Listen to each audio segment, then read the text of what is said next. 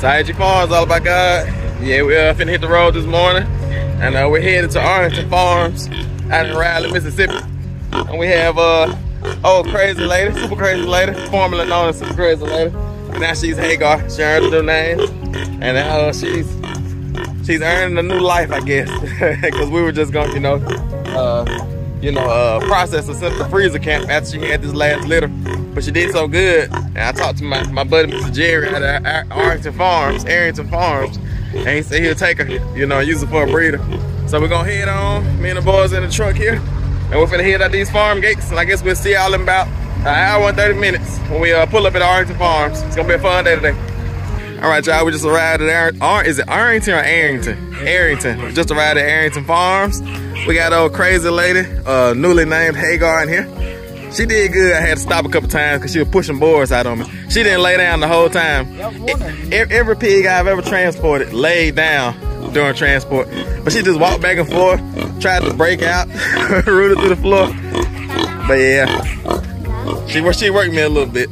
That's right. So we're just gonna let her jump right out, huh? Absolutely. And then we'll just pull forward and then put the fence back up. Sounds good. Sounds good.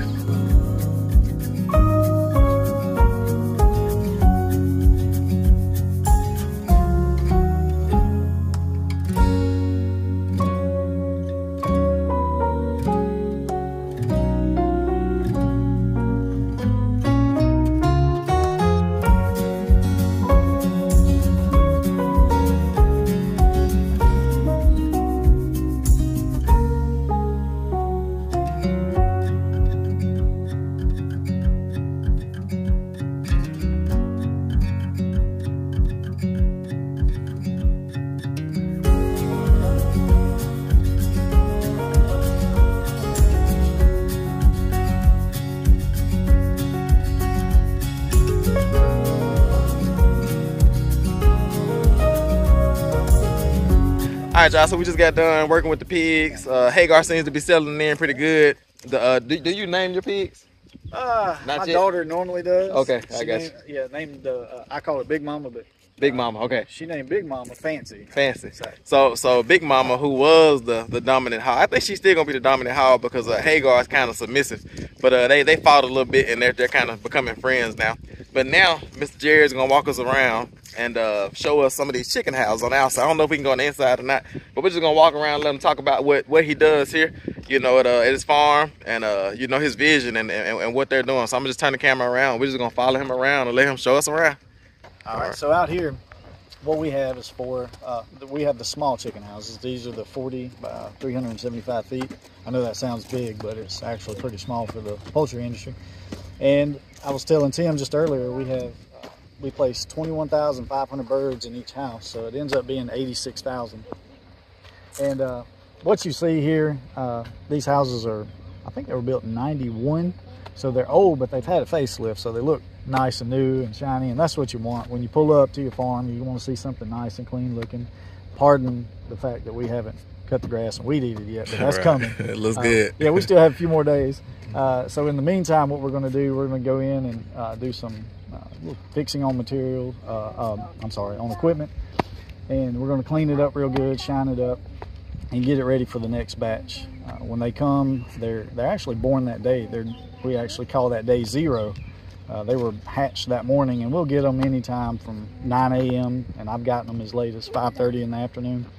So, and we have to heat it, of course, because 85 plus, usually no more than 95 degrees. So we're going to have brooders going. We're going to make sure all the drinkers there, so they have something to start with. And those of you that know about yard birds, it's the same with the meat birds.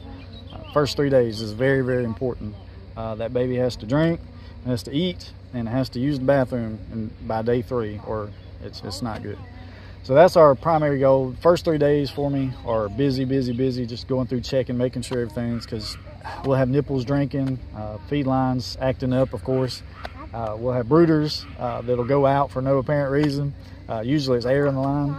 So the first 3 days we're busy. Then it kind of calms down, and then we'll get to about day 14 where we'll transition to whole house, which I think on this batch we're actually going to start with whole house. So they're going to have the whole 375 foot to run, and It's not going to look like there's many in there. It's going to be just scattered bunches. But I do what we call small birds. We raise up to approximately 4 pounds, give or take. And so we do 35 days. And at the day 35, you'll be able to tell how much they've grown, because it'll be nothing but a sea of white birds out through there. So, and by that time, I'm ready for them to go anyway. So then that was Hagar. Becoming friends back there. Becoming friends, yeah. So yeah, so what we do, we do this over and over, and there's usually 2 weeks to 3 week out time, we call it, where there aren't any birds, and that gives me time to come in, prep the litter, fix any equipment that needs fixing, and to get ready for the next batch of birds. So right now we're in that transition. The litter's prepped. There is some equipment that needs to be fixed, and I'm mentioning on an upcoming video of mine that I'm swapping to day shift and night shift. My day shift is going to be strictly focused on the farm, getting everything going. And I'm repeating myself, but at about 3:30 to 4 o'clock, my wife gets home. She's a teacher down at the local school, and then so I can spend time. Are with we my twins? family. Your wife's a teacher, my wife's a teacher. There you go. I think we are. Right? And then I'm going to focus my attention back to the farmhouse, to where I can be working with them, interacting with them, living life with them. And so we still got a lot of work to do in there. There's going to be some clips coming up, and I'll probably give Mr. Tim a little tour here in a minute. My wife's going to flip because it's not a well organized home yet. It's a chaotic mess. But that's what happens when you're transitioning and renovating at the same time. And yeah, most definitely. And so y'all, how long have y'all been here, and how long have y'all been in the renovation process? Well, we haven't signed on the house yet. There's some paperwork issues. Okay. Anyway, but other than that, we were supposed to sign last Friday, then Monday, then yesterday, and today is Wednesday. Okay, I got you. Yeah. So it's a work in progress. I guess it's a work in progress. But we've owned this property 3 years, and we've piddled here and there, doing a little fixing here and there. I guess. We gutted the whole thing, had it primered, the walls primered. But actually working on it, I'm in a little over a month. Okay. So new plumbing, some new walls, rearranging some walls, new cabinets. There's windows about to go in. One I had put in that was completely gone. New doors, all new doors. We still have to get the interior doors. I've done some, what is my youngest daughter, she uses the word aesthetic. Oh yeah. Some aesthetic right. renovations. The looks, right. New lighting, pretty much everything, all new receptacles, all new light switches, just new water heater. Man, we're getting. You got a lot done in a month. Yeah. Yeah. Now what's coming is a new HVAC system, new roof, new trim. Okay, I got you.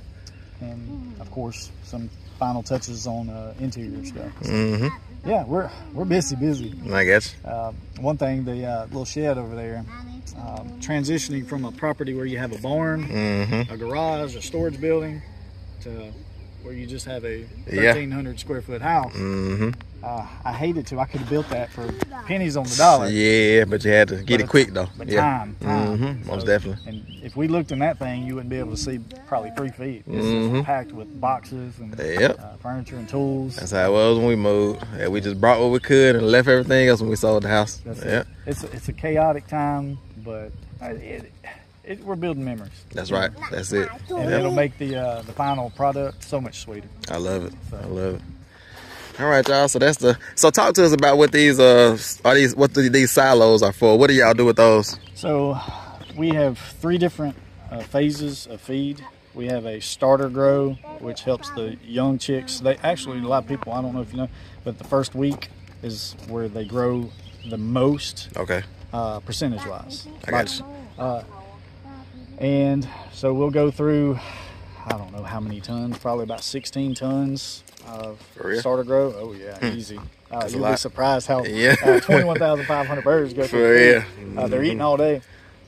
They eat about just as much as pigs. Seems like that's a lot. See, I always said that the pigs, how the skittish they are, sometimes they should have been called chickens. And chickens should have been called pigs, right? But I didn't get to. I wasn't in on that. So, and then we'll go through what's called a grower, sometimes called withdrawal, but it's the middle feed to sustain and to build up. But at the end, they will have what's called a finisher feed, and I'll probably get that last 5 to 3 days, which really just finishes them off and gets that extra body weight. So, man, I can't even tell you how many tons we go through. I know at the end, we're going through 3 to 3.5 tons per day of feed per house, times 4. So, yeah. And, but yeah, what they do, they're gravity fed. They come in, there's a big auger in that pipe right there in the middle. Pull it into the house, up to the roof or to the ceiling, and then drop it into hoppers. And then it's what we call feed lines. There's 2, one on either side, and it'll pull it all the way through the entire length of the house to a motor in the back. And there's a switch, and once it gets there, it'll shut off. So everybody's got feed all the time, and everybody's happy. So how do you have chickens in there now? No, sir. No, sir. Okay, just empty. We get them one day. Okay, and then you raise them what, 2 months? 35 days. 35 days. Yeah. And so you say you have about 3 months in between to clean up and everything. And then you get we have 3 weeks in between. 3 weeks. I got you. Yeah. So we can get 5 flocks a year easy. 6 is nice because that's just extra. Little income. I guess.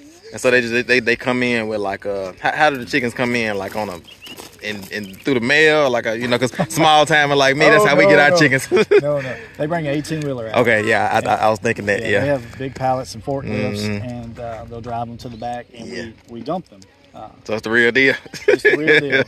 You can actually Google the poultry industry, how they dump them, and we'll back out, do one house at a time, and it's real fast paced. So we'll dump 86,000 birds in 30 minutes, something like that. So it's that's something. In August, you'll lose a couple pounds in there dumping chicken. Are you ever afraid? Because I was working with this group years back that kind of wanted me to get into like the poultry business like this with big chicken houses and things, and I was always afraid that I would get this big shipment of chickens and they would all just die, because small timing, that's what happens to my chickens. When I have 10 chickens, 8 of them die and I'm left with 2. So when you get 36,000 chickens, and what I'm saying, like, have you ever had like mass loss like that? So we do have a mass mortality plan. Each grower has to have it. What if you had aviary flu? Because that's the big scare right now. Aviary flu, the feed drivers and all come out here and they put little the booties, the PPE on. Okay, I got you. So just because that's probably the only way that a mass mortality would happen would be aviary flu, because one bird gets it, boom, it shoots through the house. And it is always in the back of your mind. You're watching your birds. Anybody that has animals will know that the animals will tell you what's going on. Yeah, they don't speak English, but they'll tell you what's going on. You can walk in that house and you just tell. There's a feel. If something's wrong. Holy Spirit, something else now. That's right. It just tells you, hey, that's right. Yeah. So, but yeah, it's always in the back of my mind. The most I've ever lost, and which it's small numbers compared to the bigger houses. I've lost about 1,200 in a batch, but that was over a span of 35 days. And that was out of a batch of 36,000? 21,500 per house. Okay, so it's 86,000 total. Oh, 86. I'm way off of my number. Yeah, for real. I'm actually small time. I look on the sheets because they'll compete. They say we're competing against one another, and that's great and all, but I can't compete with you if I'm not playing on the same court. Right. You're a whole different farm, so I'm just trying to be better than I was last time. That's right. That's it. I don't care about how Joe or Bob or Steve was doing, but some of those will have 150,000, 180,000 on theirs, and I'm sitting here with 86. Like, do you ever plan to add in more chicken houses, or are you pretty content with the 4? It's 4. Okay. I would love 2 600-foot, they call them mega houses, which is basically these 4 consolidated into 2. Okay, I got you. So it would be less going back and forth. If I just had them run beside each other like this, it would be it'd be so more economical to do it that way. But I think we're good right now. You just talked about vision. People without vision perish. That's right. Yep. So what keeps me going? Because that thought can almost paralyze you. What if, man, we could lose all and go bankrupt? And but instead of that, how about have a vision? That's right. And the vision, I was standing right there one day. I'm glad we're in this spot. And I was looking out where that field goes down and it comes back up to the other property there. And I vision me with grandchildren sitting here looking at a herd of cows out there and letting them name the cows. So that's my vision. One day, maybe on the side by side, maybe on whatever, looking that way with grandkids talking about our cows. That's the vision. So that's what pushes me on those days when it's tough, and that there's a future generation coming. That's right. Prepared for them. So not so much for me, but for them. Yep. So yeah, that vision. It's a good man. Prepares inheritance for his children's children. So, yeah.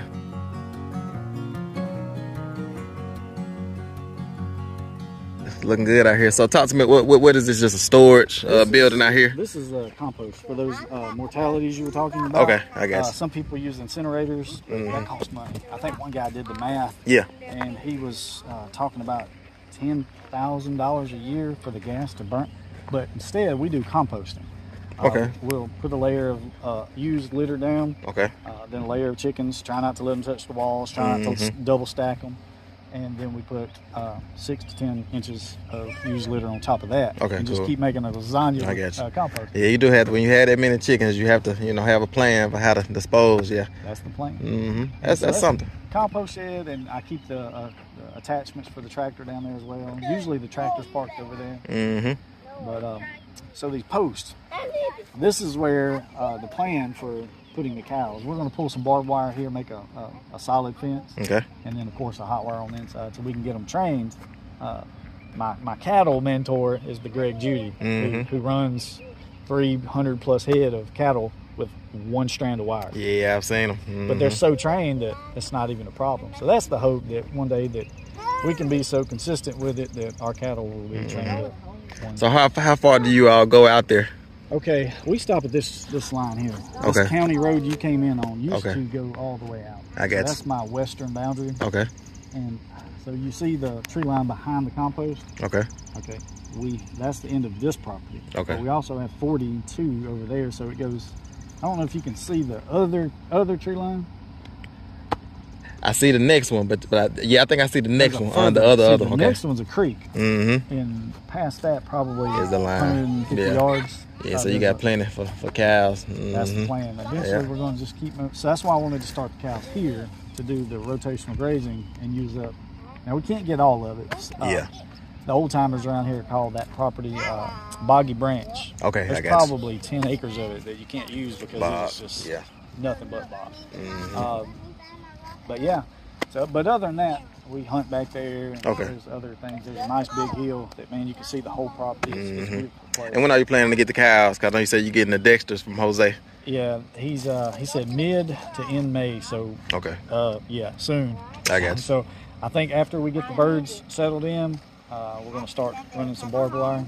I'm planning just 4 strand. Nothing's too big, but so yeah.